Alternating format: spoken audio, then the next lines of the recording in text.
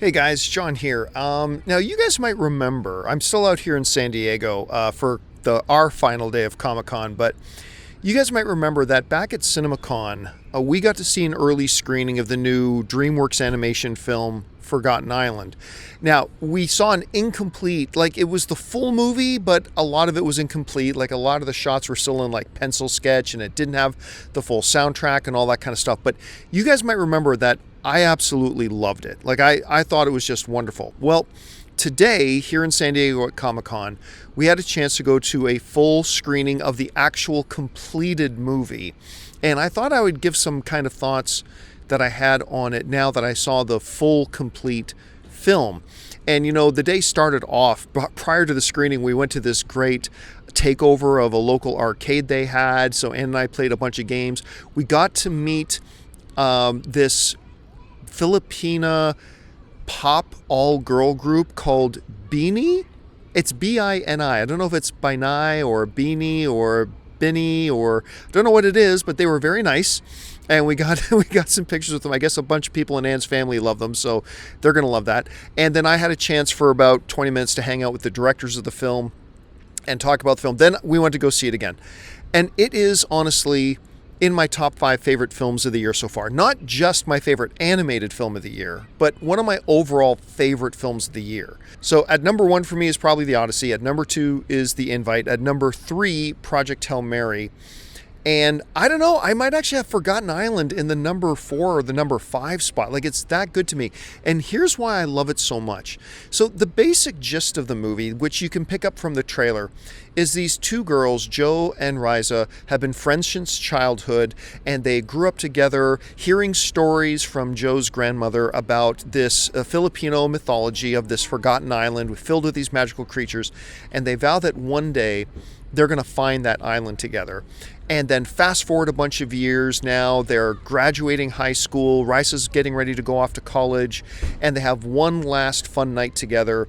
And then they find the magical portal key that takes them to that magical world, and that's really the basis of the main story. So one of many reasons that I love this film, but one of the things is this: there's a lot of movies and comedies and whatever that will focus on a particular culture, right? But what happens most of the time is those movies will often alienate most of the rest of the audience because we can't relate, right? But every once in a while, you get movies like that. And I'm thinking of films like the recent Joyride, Big Fat Greek Wedding, where it's a movie that focuses on a particular culture, but it feels universal in their themes. Like, all of us watch Big Fat Greek Wedding, and yes, it's very, very Greek, but all of us could identify with the experiences with our own families or cultures or background. I found the same thing for Joyride too.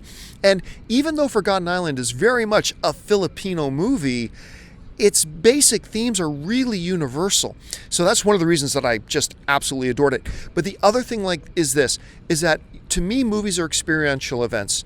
And two of the great emotions you can feel, like like something that's very moving is one of my favorite ones, and laughter is one of my big ones.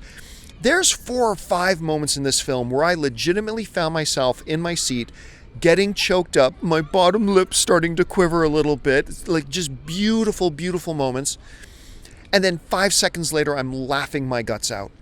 And it's just this constant frantic pace. On top of all that, like giving great emotion and great humor, it's really great mythology as well that they build in. The collection of characters are wonderful and fun.